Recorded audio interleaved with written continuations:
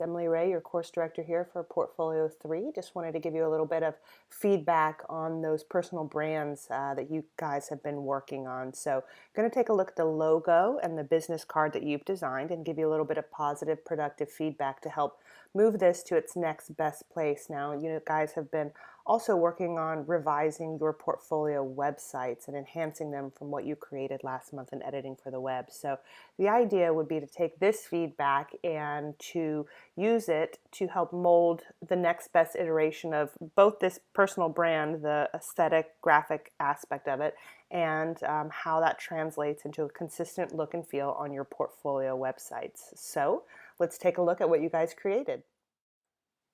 So I've got these logos pulled up here as I see them in FSO on the instructor side of things.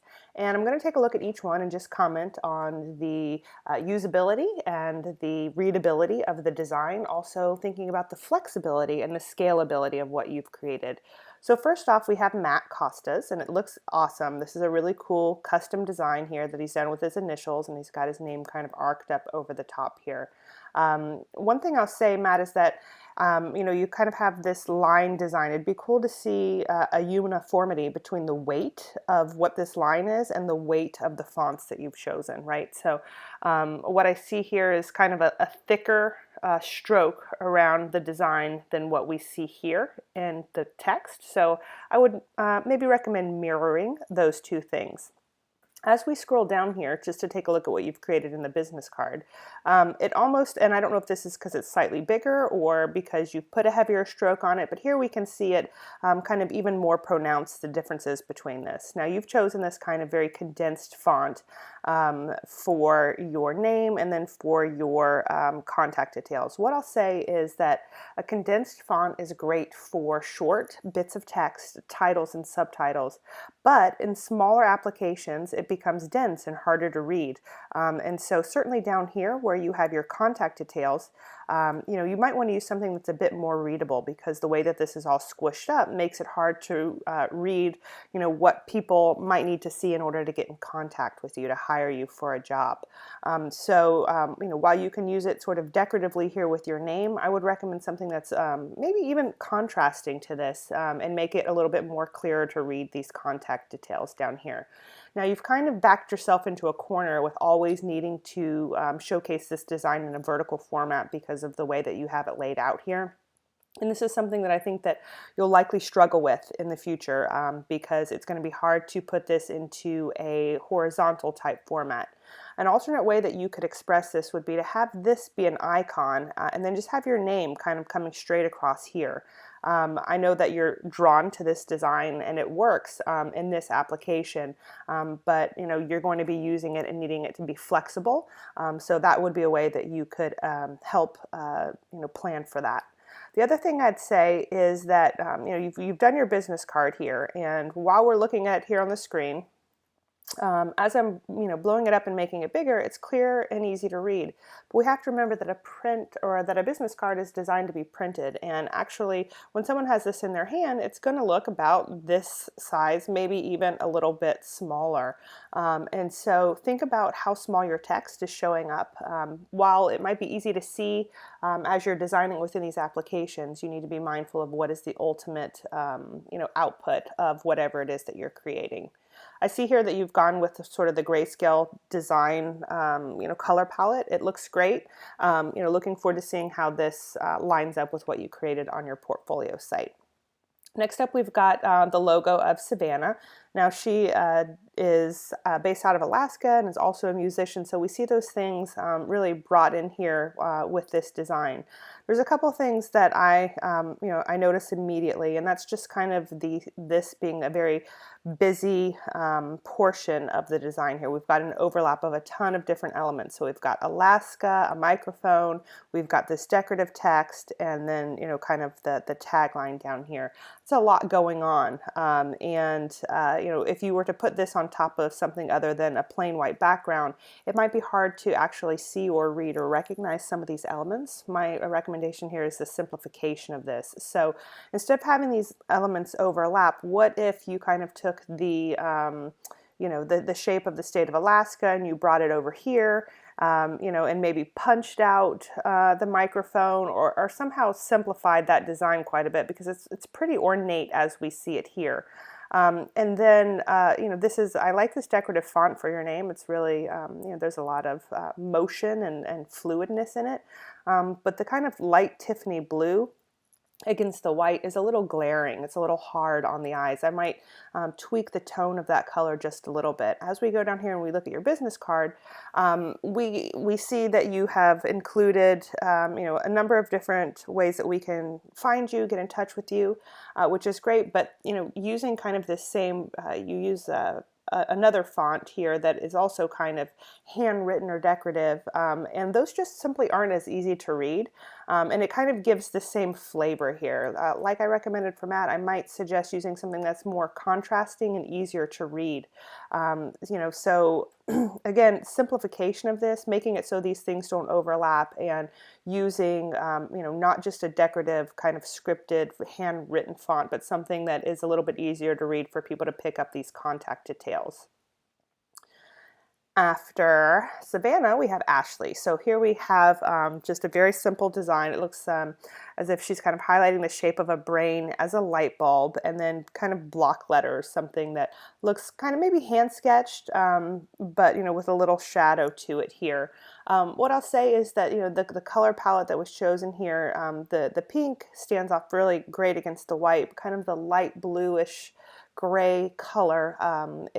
There's not a lot of pop up against a white background. Something that I would suggest for all you guys is to see how your logo looks on a black background and a white background, and what are the tweaks that you would need to make to it so that it would look just as great on either. As we scroll down to take a look at your business card, we see, you know, like this is what it looks like on a gray background, and you know, your name kind of gets lost here. Like what really stands out in this design is the brain, and then even just this white text on top of the gray. Something I also want to encourage you to think about, you know, I like that you've used a contrasting font here, but it's pretty crowded, right? We have a lot of empty space up here, and a little bit of padding over here on this side, but we're really cramming everything in right into this area. I might suggest you know, grouping these elements, you know, so that there's more proximity between them. Right now they're distributed in like an equal way, so there's just like equal spacing. Maybe what I would suggest here is to make your contact details a little bit closer together and give each of these elements a little bit more breathing room. I'd also recommend, if you're going to go with this sort of gray background, is that there was white here on the text to really make it pop and easily seen. Next up, we have Andrea. And so here we've got her brand Fearless Expressions, and we can see that it's really colorful and playful and imaginative. We see this design here as it's represented on a black background. Again, I'd like to encourage each of you designers to take a look to see what your logo would look like on a black and a white background. When I look at this, I see Fearless Expressions, just the words alone, as the logo, and the beveled and the reflection here, the stroke around the expressions, these colored dots. I see those as a treatment of this logo, and that, you know, the logo itself is pretty flexible, but the treatment gives it, you know, a very distinct visual styling. You know, I would encourage you to, you know, see how this looks in different ways, again, because, you know, if you're intending that these kind of polka dots always represent the logo, again, think about what it's going to look like on a business card when it's all printed out. The dots are very clearly seen and become, you know, a strong part of the design in this size, in this dimension. But when you shrink it, it becomes a lot busier. So the layout of what you have going on your business card is great. The spacing, the balance that you've created here all looks really great. You have all of your contact information. It's very clear and easily seen. The only thing that I would say is this multimedia designer part. The green on the black, not quite as much color contrast, and it looks as if the letters are spread out in a way that makes it kind of inconsistent with the way Expressions is. So I don't know if that's just because of the stroke that's applied up here, but just making these two things look a little bit more similar in terms of the spacing. But overall, very strong design, and looking forward to seeing how that translates onto your portfolio site. And then last but not least, we've got Alex's designs here. And so first, this being the logo, I would say the ADP film production is the logo. When you put it on top of a picture like this, it becomes a graphic or an image, right? So the logo itself is just this portion right here. And what you've chosen is a decorative, display of your initials. But when you use sort of a scripted font, usually when you capitalize a letter, it's very ornate and in its styling. It has these tails and these curves, and so in an all caps kind of rendering, it looks pretty ornate. What I might recommend here is choosing a font that's not a scripted font if you're going to go for an all caps initial based design. The other thing is the colors that you've chosen here. This dark blue on the gray does not offer enough color contrast to clearly see these two elements apart. So this needs to be white or light gray or something that pops against this dark gray, because as it is, it's almost not even visible.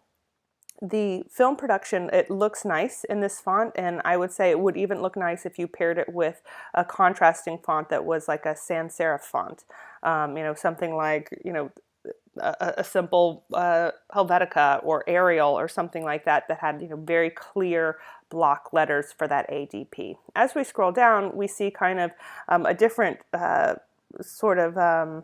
example of what this would look like on a business card, right? So this would be an image behind your logo here, but it looks like your logo has been squished. It's as if you have made it, just kind of squished it down, and so you don't want that kind of distortion. Your logo needs to be rendered the same, just as a straight logo or as in a business card or on a graphic. You don't want to have any variation in that. The other thing too is there's some contact details down here, but I can't even see them because of the black on the gray. So that's going to make it incredibly difficult for someone to be able to contact you, because I almost even overlooked it here. So certainly there's a lot that you can do here. On your business card as well, it doesn't even have your name. So at this point, if I was going to call, I wouldn't even know who to ask to speak to. So be thinking about that. What is the information that you want to provide to people so that they can get in touch with you? Overall, these are some really strong elements, and just a few tweaks will really make these designs pop in a way that will be usable for you and will be a very strong representation of your brand.